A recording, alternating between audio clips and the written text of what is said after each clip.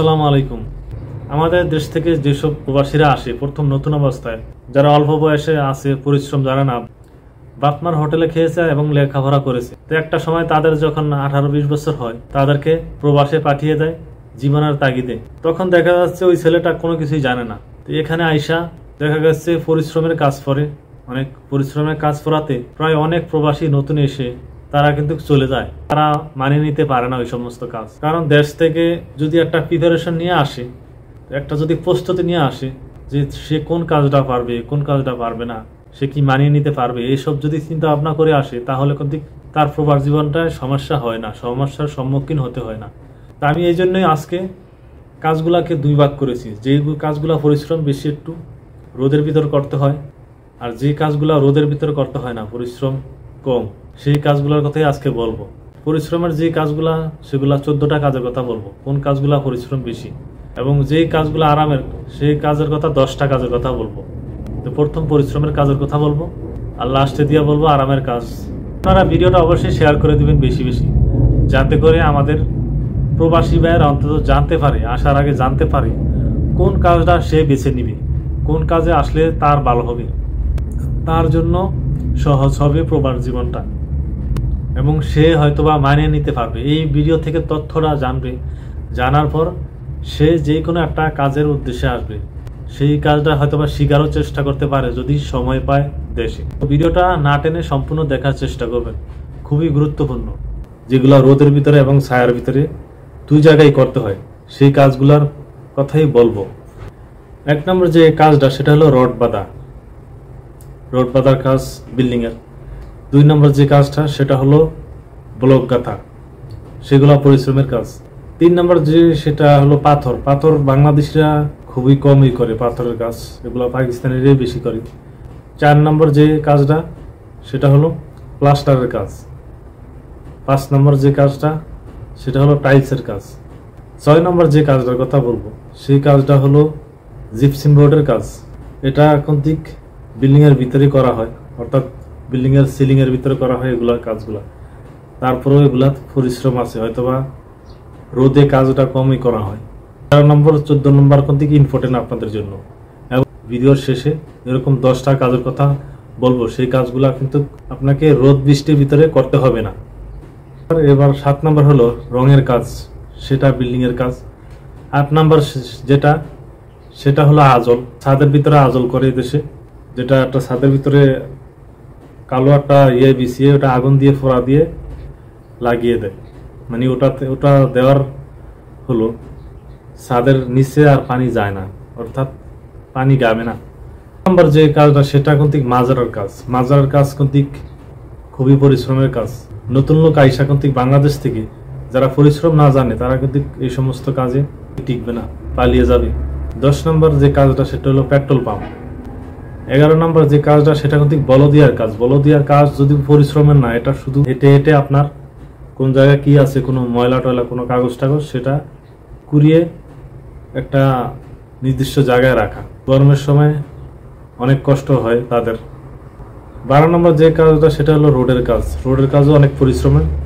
এক তো মাথার উপরে রোদ, তার উপরে থাকে রোড খনন করা, বেলসা মারা, কেরেক মারা। এবার বলি 13 নম্বর যে 14 নম্বর কাজটা ইলেকট্রিকের কাজটা 13 নম্বর। 14 নম্বর হলো আপনার পাইপ ফিল্টার। এই কাজগুলাতে সবসময় এগুলা পরিশ্রম হয় না, আসলে হয়তো কোনো সময় পরিশ্রম কমও হয়, কোনো সময় বেশি হয়।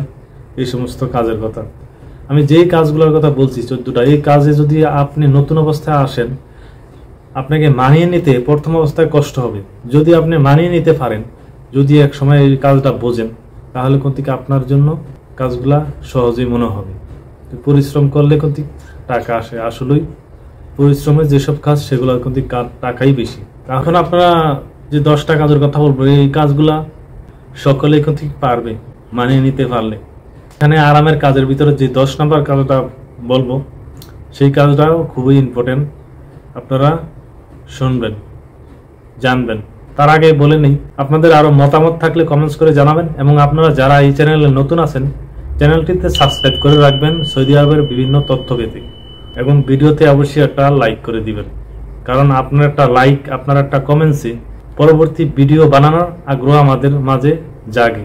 নাম্বার যে কাজটা সেটা হলো শপিং মলের কাজ। শপিং মলের কাজগুলো এখন ঠিক ভালো কাজ, এগুলা বড় বড় শপিং মলে এখন ঠিক ভালো স্যালারি, ভালো কাজ যদি কোম্পানি ভালো করে।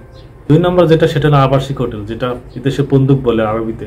তারপরে কফি শপ। কফি শপের কাজ তো বেশিরভাগই বাংলাদেশিরা করে, কফি শপের কাজগুলা ইন্ডিয়ান বাংলাদেশিরাই করে। তারপর হলো এস্তেরা, 4 নম্বর যেটা। তো নতুন যারা আসবেন অনেকে হয়তো বা এস্তেরার কাজটা সম্পর্কে জানে না। এস্তেরার কাজটা কি? এস্তেরার কাজটা হলো সৌদিরা এমন একটা জায়গা বানায়, কিছু গাছগাছা থাকে, ফলমূলের গাছ থাকে, সেখানে একটা ঘর থাকে, সেখানে বৈশা তারা আড্ডা দেয়, তাদের চা গাওয়া বানায় দিতে হয়।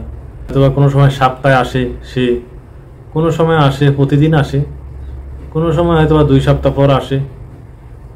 সৌদিদের আত্মীয় স্বজন। তাছাড়া ইস্তেরাতে তারা বিভিন্ন পার্টি করে, অনুষ্ঠান হলে করে, তাদের কোনো অনুষ্ঠান থাকলে সেখানে বৈশা সারে। তারা কিন্তু বাড়িতে করে না, তারা সেখানেই করে।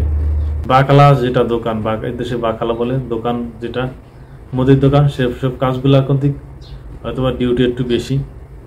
বাংলাদেশিদের বাকালায় কাজ করেন তাহলে একটু ডিউটি বেশি। তারপরে হোটেল বয়। হোটেল বয় আপনার কিন্তু ভালো ভালো হোটেল আছে, আরবিয়ান হোটেল, সেগুলো কিন্তু ডিউটি সীমিত রাখে। বাংলাদেশিদের যেগুলো হোটেল আছে সেগুলো কোনো কোনো বাংলাদেশে ডিউটি বেশি দেয়, কোনো কোনো বাংলাদেশে ডিউটি কম দেয়। 7 নম্বর সবজির দোকান। 8 নম্বর হলো ক্লিনার।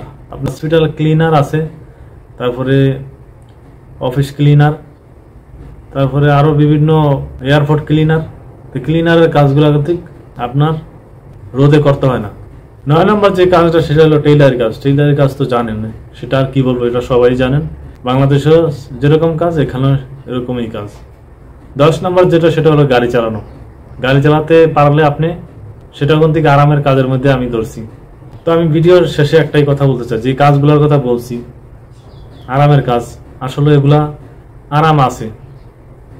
আরামের কাজ বলতে এগুলো প্রথম নতুন অবস্থায় আপনাকে একটু কাজ না বুঝলে একটু প্যারা শুনতে হবে, কারো কথা শুনতে হবে। যে সমস্ত কাজগুলোর কথা বলছি এই সমস্ত সব কাজই আপনি যখন মানিয়ে নেবেন তখন সহজ হবে যে কোনো কাজ। আর যদি আপনি মানিয়ে না নিতে পারেন তাহলে আপনার কাছে কঠিনই মনে হবে। সর্বশেষ একটাই কথা বলতে চাই, আরও অনেক ধরনের কাজ কিন্তু আছে, সেগুলোর সাথে তেমন একটা বাংলাদেশিরা সম্পর্ক নাই। এই কাজ, যে কাজগুলোর কথা বলছি আপনাদেরকে, 14টা কাজ এবং 10টা কাজ, এই কাজের মধ্যে এই কাজের সাথে সম্পর্ক আছে বাংলাদেশিদের বেশি। তো আপনার যদি আরও কোনো কাজ আপনার যদি থাকে, জানা থাকে আরও কাজের কোনো, তাহলে কমেন্টস করে অবশ্যই জানাবেন আপনি।